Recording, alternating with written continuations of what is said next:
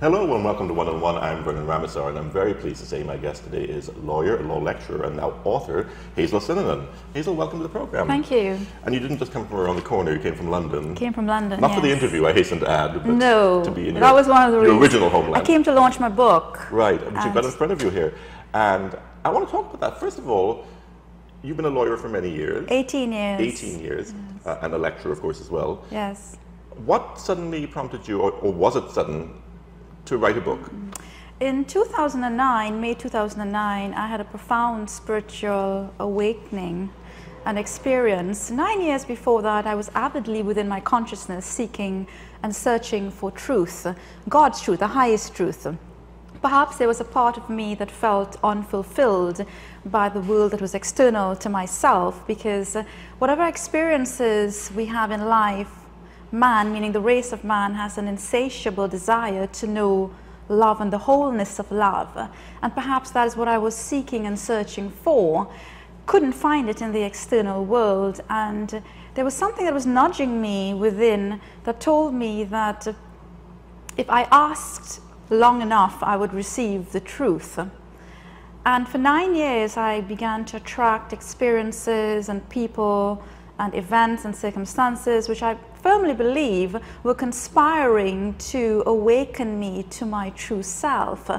And one weekend in 2009, it was May, notwithstanding the fact that I had a very successful practice, I was a successful lawyer, there was a part of me that felt unfulfilled, and I did ask the divine. I cried out and I said, why have you forsaken me?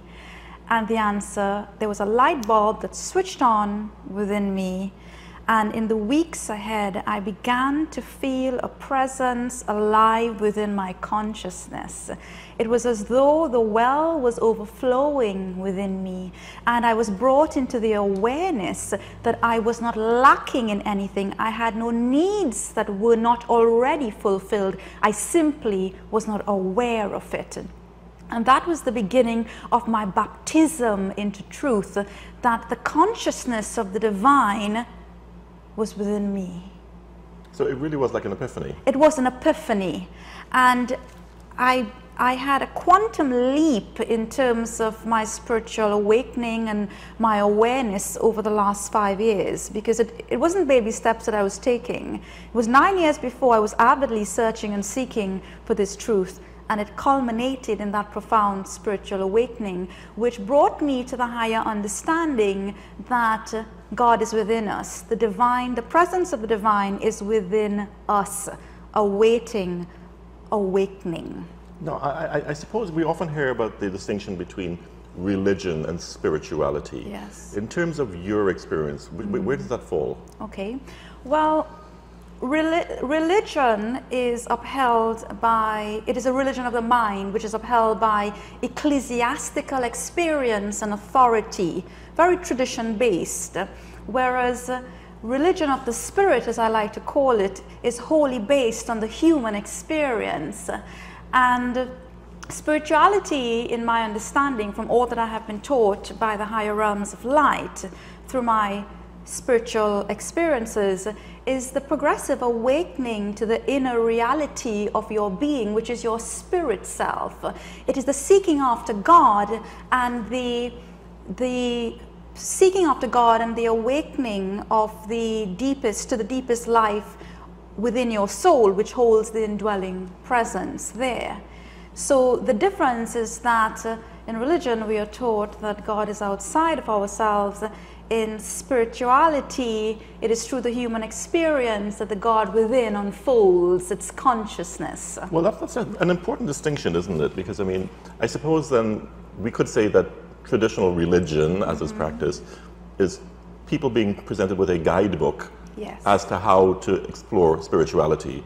The spirituality you're talking about that you discovered within yourself is obviously a journey of self-discovery. Yes. As opposed to knowing where you're heading or anything like that. Which outer experiences prompt. So self-discovery is an inner experience that outer experiences prompt. So it's about your outer experiences will inevitably lead you to take that inward journey to discover yourself, because more and more people now are seeking to discover themselves. Who am I? Why am I here? What is my relationship to God? What is my higher purpose in life? And unfortunately, traditional religion does not actually provide all of the answers to those questions. It doesn't provide all of the answers, or is it incompatible with are the two incompatible fundamentally? Well, the difficulty is that traditional religion tells you what to believe. It provides dogmas and doctrines that have been brought forward from traditional times, that have been recorded, re-recorded, interpreted, reinterpreted, rewritten several times, and many are simply intellectually assenting to what is presented to them as truth. There is no independent thought. So you fit yourself into that mold. Precisely. Right. Whereas I always say to people, when you discover the God within yourself, you are discovering a consciousness that we have drawn our being from, that has created us through his thinking. And we too have a God mind that allows us to think and ask questions and to seek and to search. So if we are to consistently adhere to traditional beliefs and dogmas and doctrines, then what we are doing is that we are compromising our sovereignty as divine sons and daughters of that one intelligence, the source, and we are surrendering our rights to engage in one of the most inspiring and thrilling human experiences of seeking and searching for the truth and facing the perils of intellectual discovery. Because many people feel more comfortable in staying within a comfort zone and accepting what they are taught. But if we are courageous enough to seek and to search and to ask questions, we will receive truth, we will receive higher knowledge, but we have to be careful because it might very well conflict with what we believe that we know to be truth. What we've been taught to be true. Precisely. No, it's interesting, and I suppose given the limitations of the English language, sometimes we have to resort to personal pronouns, but when you were talking a while back, you said he. Yes. No, do you have a sense of what you refer to as the God within as is seen in the, let's say, Judeo-Christian tradition of a big he out there, or are you just using he as a I use it because the mass consciousness associates the intelligence with the masculine gender. In fact, that gestalt of consciousness is pure consciousness, and energy has no gender. I mean, I run workshops internationally whereby I talk about the twin impulses that gestalt of consciousness uses to create creation, which is the mother and father impulse, because none of us have come into being without a mother and father, have we? So that energy or consciousness, which I call the gestalt of consciousness, you can call it the one intelligence, the source, the creator of all that is, it matters not. It is energy at the end of the day, uses the twin impulse of the masculine and the feminine to create the universe of time and space. So you're seeing a connectedness between all of us in that sense. Of course. I give the example of a corn and the cob. If you were to pick that corn of the cob and you were to peel the sheaths off, what do you see? You see the beautiful golden kernels of corn all united together that is joined on one spine. Well, the spine is that one consciousness, that one intelligence from which we have drawn our being, spiritual, mental, physical, emotional, and it's a unified consciousness, and we are all one. I mean, traditionally in the world, you can have various views on the subject, I guess, but I mean, the religions have historically caused a lot of conflict in societies around the world because people are not seen individually. If you don't conform necessarily, then you are seen to be a threat. Yes.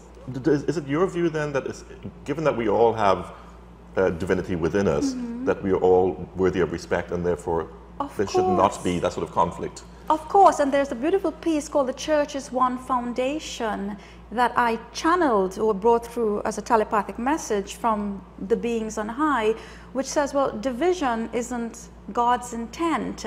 And if we are the Church of God, because the Church of God starts with the individual, because we are the temple which holds the divine consciousness, and we are all equal in the sight of the divine. There is no inferiority, no superiority, no one part is better than the other or more deserving than the other. We are all worthy and deserving beings, and it is time for us to emerge from the lethargy of static and traditional thinking. It is time for us to reject the differences that have been birthed through race and through religion and whatever else, and to come as one people under one divine consciousness, to recognize that we are one with God and we are one with each other and one with all. But God consciousness is not necessarily a religious experience. It is a spiritual one. It is not an intellectual experience. It is a feeling experience. You could read many different religious texts, so many different types of philosophy, and that is information you are reading until it is recognized by your spiritual consciousness as truth.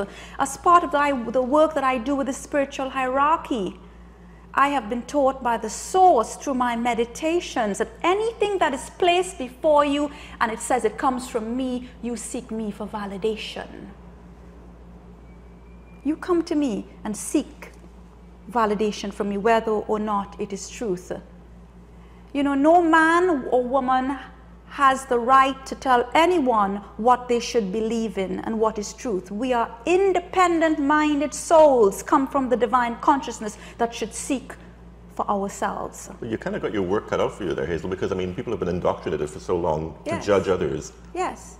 Without thinking that, you know, we all perhaps have our individual value, and therefore, not perhaps, we all do have our individual value. See, Vernon, I see every single person as a child of the divine, but because I have connected to the God consciousness within my own, that is unity consciousness. I have found the God within my soul, and I could see the God within the souls of each human being. Everyone has identical God presence awaiting awakening, and that has transformed my life. All these values, the core values that we are taught, are attributes of God, the values of tolerance, the etiquette of brotherhood, respect for each other, takes on a new meaning, the frequency of unconditional love. We will not judge others when we are unified in consciousness with the divine. It is a feeling experience. You have to cultivate the ability to feel the presence of God moving within you, speaking through you, living through you, and then your vision becomes enlivened. You cannot but help love every soul. It doesn't matter what their choices are, because at the end of the day, man chooses sin as his teacher. That is man's instruction. He chooses sin to learn his lessons, okay? He doesn't need to, but because of the myth and illusion of separation, man does not feel as a race deserving. There is that sense of unworthiness. You know, we tend to look up, we have been taught to look upon as God as this grand being that is separate and outside of ourselves. And that has spawned the feelings of undeservedness.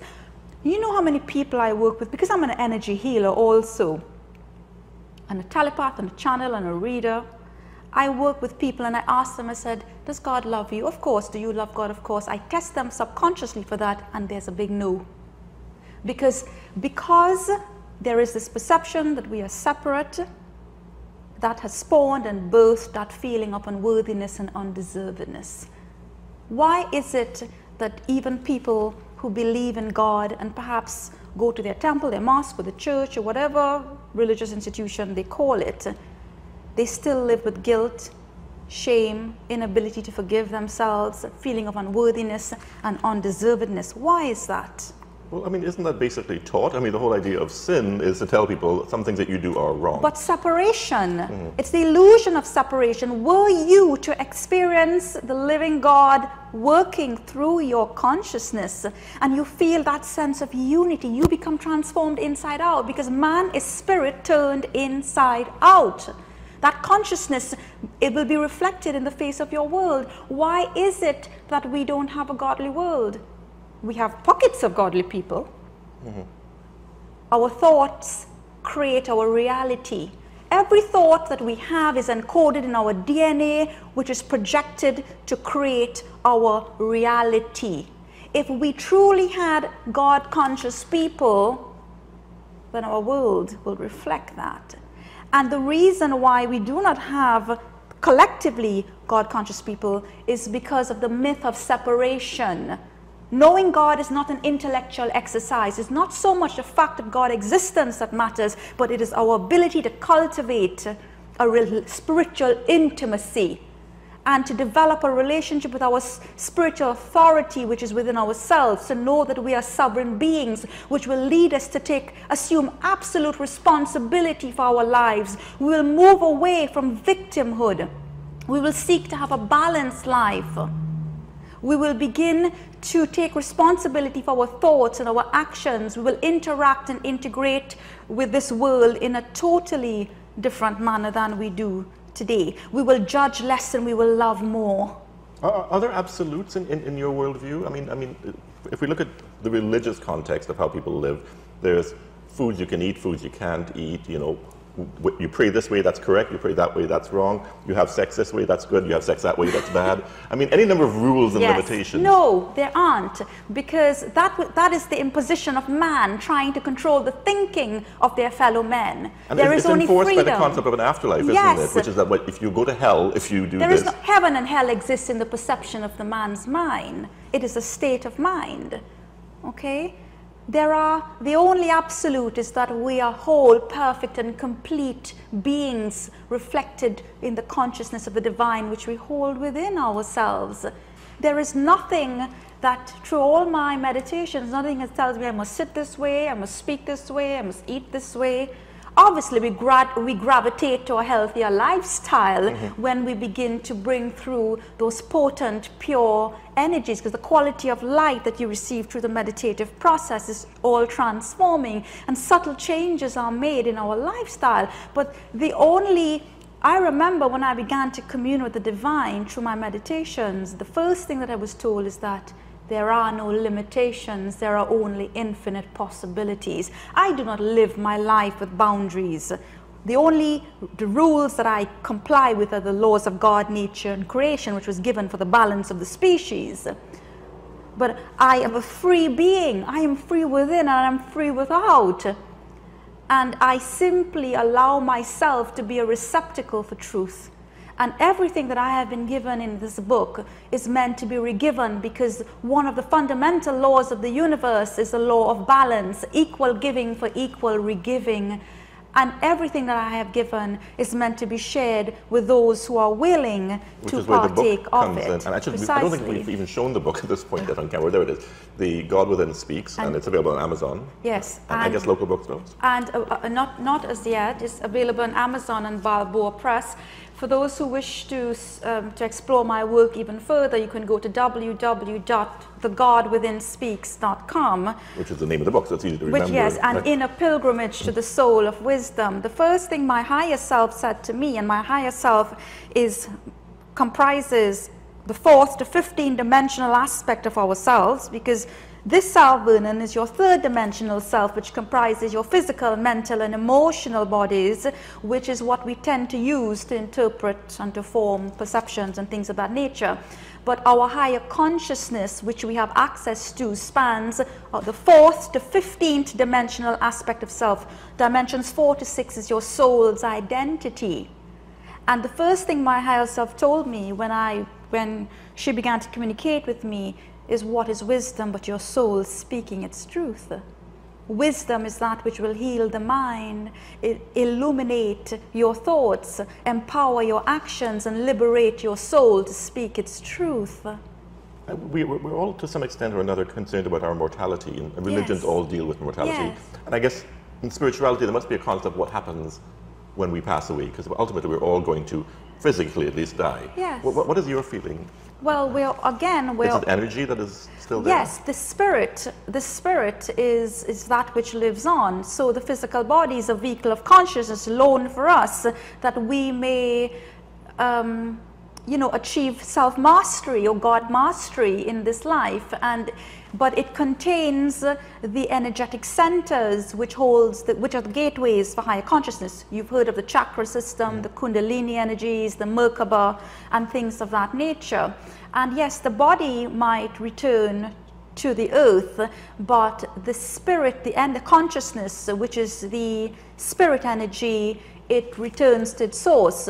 So we have the Earth's plane comprises the physical as well as the astral. So those who remain in the karmic loop, in other words, they have to continue the karmic cycle before they've balanced at least 51% of their karma, they will reincarnate at some point.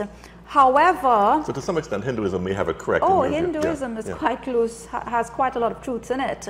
However, for those who no longer need the physical vehicle of the body, or the body as a physical vehicle to continue their journey, they will go to higher placements where they will continue their journey as a soul until they can graduate to pure consciousness in spirit. I suppose the journey of spiritual discovery would be different for everyone, wouldn't it? I mean, you've outlined your discovery here in this book, and you've been elucidating it just now. But it's like, I guess it's entirely possible that other people in their journey of self-discovery may discover something different, and that's okay, is it? Yes, well, there is one truth, and that's the existence of a higher intelligence. The pathway to that, the routes that we can take to that truth are myriad. Mm-hmm. But they always say truth never contradict itself. There are various perspectives. So people can take different paths and get to the same ultimate conclusion. Precisely, they can. I have to ask you, you've been 18 years in the legal profession, obviously in one of the world's biggest cities, I guess, in London. Yes. Which, so it's not like some sort of joke place, it's like serious competition there. How do, following your discovery in 2009 of your spirituality, how do the people you interact with or some of your colleagues regard what I'm sure some of them think is probably New Age speak? I mean, what's their reaction been like? Well, they've always respected me greatly for my work ethic. And I know my boss used to say to me I was the moral compass in the company. However, I was very firm in my convictions and fearless in who I am. I've discovered who I am. I'm very comfortable with who I am. I'm very secure in that. And they respected that. Whether they agreed with it or not is something else, but they respected that, and I always showed them kindness and love because I saw them as my equal regardless of the choices they made in their lives. And I remember for the last 6 years before I left the legal profession, I was teaching a wide sort of cross-section of lawyers.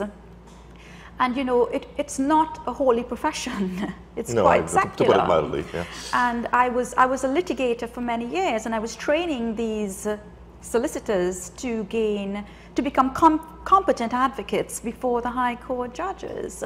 And I would go in and I would always pray to the spirit within myself and ask, well, to please work knowingly with me so that I am able to give to these children all that they need to achieve success in their respective disciplines.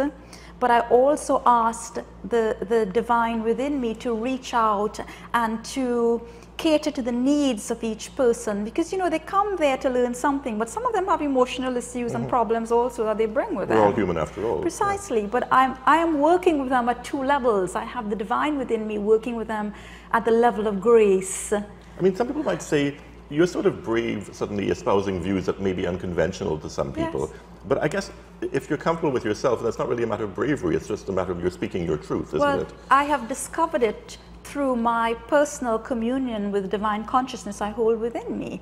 And there is no greater validation than the knowledge you receive from self. And the self I speak of is the higher self. So, you know, you can read, as I said to you earlier on, you can read many books, and I have read many books, but that is information until it is recognized by your spiritual consciousness. But because I have been engaging for 5 years religiously in meditation, communing with my higher aspect, I am receiving divine intelligence and higher knowing. And it's not just the words that matter, it is the vibration which comes with the transmission that has expanded my consciousness and my awareness that allows me to speak as I'm speaking today. It has given me an absolute knowing. It is called claircognizance, which is one of the higher senses, divine knowing. So basically then, The God Within Speaks, the book, is a coalescing of all that you've learned yourself into print form so others can share your experience. It is not just what I have learned. It is what I have received directly through my God mind. In other words, through telepathy, Telepathy is a form of clairvoyance, which is a higher sense. And when you begin to tap into higher consciousness, it's mind-to-mind communication. So the celestial beings brought these messages through me on various subjects and topics, bringing a higher perspective than that which we ordinarily view from the third dimensional. It is not meant to convert anyone to the perspective. It is simply meant to stir the spirit within each to want to take that inner journey for themselves. So it's by nature not proselytizing, obviously. Precisely, yeah. So that they can discover the God within themselves, their higher consciousness, and begin to reap higher wisdom, the wisdom of divine intelligence, higher truths, higher knowledge, so that they can begin to understand their relationship with the divine consciousness within them, but also to get guidance as to what is their higher purpose for being on this earth plane. The imponderables you get the answers for. Hazel, this has been a fascinating, we're completely out of time, but it's been a fascinating interview. Thank you so much for coming in.